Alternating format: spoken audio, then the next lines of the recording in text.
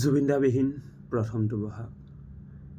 হেৰাই যোৱাবোৰ উভতাই কোনেও নাপাওঁ, তথাপিও জীয়াই ৰাখিব লাগিব মনৰ উপলব্ধিৰে, তেওঁৰ আদৰ্শৰে।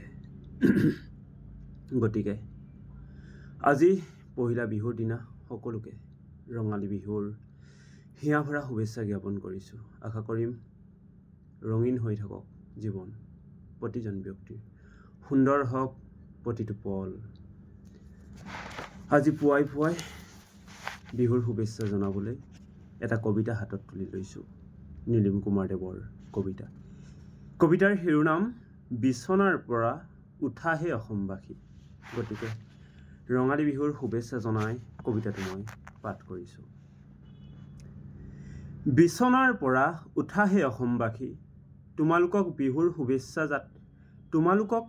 শুভেচ্ছা।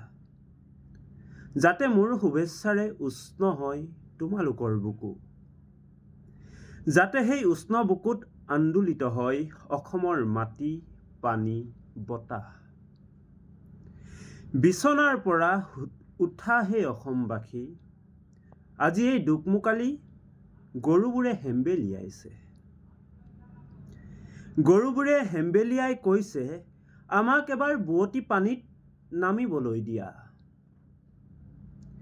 বছৰৰ মাথো এদিন আমাক গা ধুৱাই দিয়া, মাহ হালধি সানি তোমালোকৰ হৃদয়ৰ পথাৰত আমাক চৰি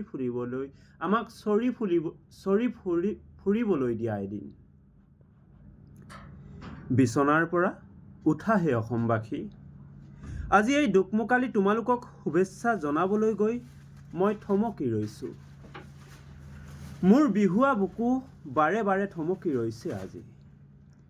ভাৰত চৰকাৰৰ হিন্দু বাংলাদেশী সংস্থাপনৰ প্ৰচেষ্টা ৰোধ কৰিব নোৱাৰিলে আছেনে আমাৰ অধিকাৰ বিহু পতাৰ?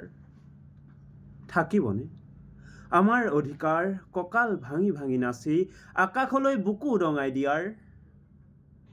থাকিবনে আমাৰ অধিকাৰ ঢোল পেঁপা গগনাৰে আকাশ বতাহ মুখৰিত কৰাৰ?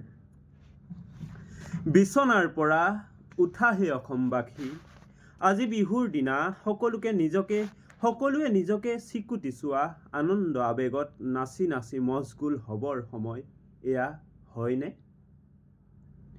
নিজকে চিকুটি চোৱা দিল্লী দিছপুৰৰ সিদ্ধান্তই কৰি নুতুলিবনে আমাক ভাষিক সংখ্যালঘু?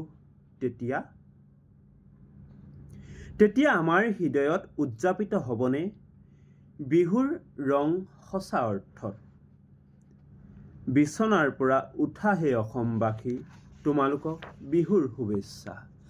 যাতে এই শুভেচ্ছাৰে আন্দোলিত হয় তোমালোকৰ বুকু। গৰুবোৰে হেম্বেলিয়াইছে যাতে তোমালোকৰ বিহুৱা পথাৰত সিহঁতে চৰি ফুৰিব পাৰে, যাতে মুগ্ধ হ'ব পাৰে ঢোল পেঁপা গগনাৰ সুৰধ্বনিত। তাকে কৰিবলৈ আমি গাব নালাগিবনে এনেধৰণৰ? তোৰো মনে গ'লে মোৰো মনে গ'লে, কি কৰিব দিল্লী দিছপুৰে? এটা কবিতাৰে পুনৰবাৰ সকলোকে ৰঙালী বিহুৰ আন্তৰিক হিয়া ভৰা শুভেচ্ছা আৰু অভিনন্দন জ্ঞাপন কৰিছোঁ। আশা কৰিম আপোনালোকৰ প্ৰতিটো পল প্ৰতিটো সময় ৰঙালী ৰঙেৰে ৰঙীন হৈ পৰক, এয়াই শুভকামনা। ধন্যবাদ। জয় আই অসম।